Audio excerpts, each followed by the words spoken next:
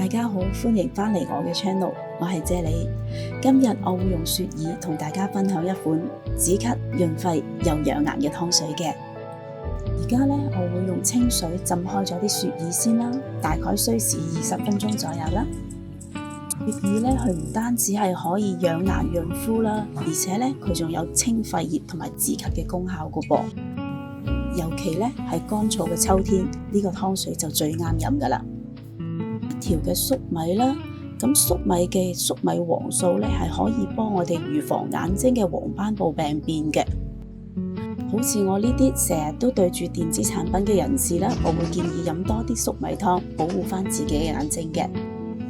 無花果啦，佢可以促進腸胃消化，有效改善便秘啦。而且佢仲含有好豐富嘅鉀啦，而鉀就可以幫我哋穩定體內嘅血糖水平嘅。另外，無花果仲可以改善血管嘅健康啦，咁樣就可以令我哋減少患上心臟病嘅風險啦。煲湯嘅無花果呢，我就中意切開佢嘅，咁樣啲果糖就會更容易融入啲湯入邊啦。含有超高膳食纖維嘅鷹嘴豆啦，佢可以幫我哋排清宿便噶，我會用大概30個 gram 左右嘅。健脾補腎、補中益氣嘅芡實啦，我都會用到30個 gram 嘅。紅腰豆啦，我會用到40個 gram 嘅，佢有養陰補血，仲有提高免疫力嘅功效噶，所以我會經常都用佢嚟煲湯咯。2粒養肝安神，令到我哋瞓得好啲嘅蜜棗啦，可以幫我哋對抗抑鬱，令到我哋心情開朗嘅腰果啦，我會用80個 gram 嘅，呢亦都係我煲素湯嘅至愛啦。準備好晒啲乾品豆豆之後呢，我就會將佢哋洗乾淨啦。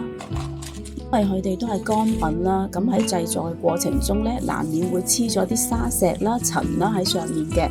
咁我通常呢就會沖洗佢3-4次左右啦。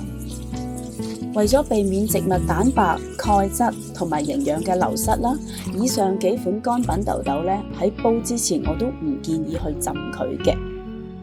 同埋記得啦，一定係要用凍水嚟煲啦，因為咧咁樣先可以將所有嘅營養保存喺啲湯入邊啦。所有洗乾淨咗嘅乾品豆豆都擺晒落個湯煲度啊。浸咗20分鐘左右嘅雪耳啦，就已經係浸開咗噶啦。咁呢個時候我要將佢洗乾淨啦。咁因為雪耳嘅結構咧係會比其他嘅菇類複雜啦，咁佢喺種植嘅期間啦，同埋去曬乾嘅期間咧，都會有好多嘅沙石啦、塵啦，甚至乎係蟲蟲啦，會匿埋咗喺個雪耳入邊嘅。所以我會將朵雪耳反轉佢嚟洗啦，利用水流將雪耳入邊嘅異物咧沖洗乾淨嘅。睇下係咪好得人驚呢？而家洗乾淨咗啲雪耳，我哋就可以放心食用啦。個位咧係雪耳嘅定嚟嘅，佢好難煲得腍啦，所以我通常都會剪走佢嘅。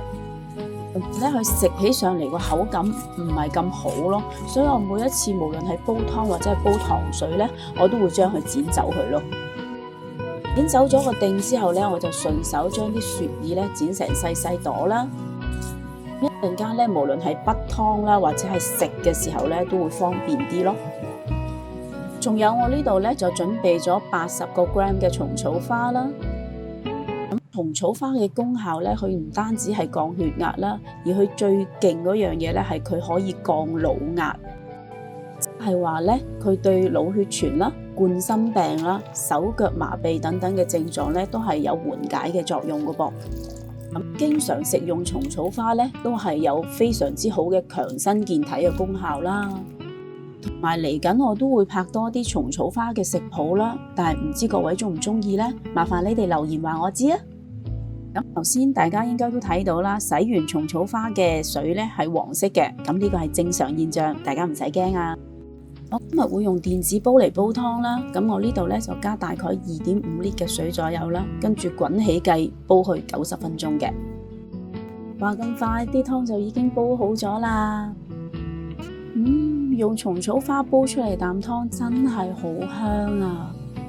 湯飲落滑捋捋，好香濃，好清甜。今晚你哋都不妨試下煲呢個湯啊！如果你都中意我嘅食譜，請你俾 like 同埋留言話我知啦。記得訂閱我嘅 channel， 順便撳埋隔籬個鐘仔啊！多謝晒你哋嘅收睇，我哋下一個食譜再見啦，拜拜。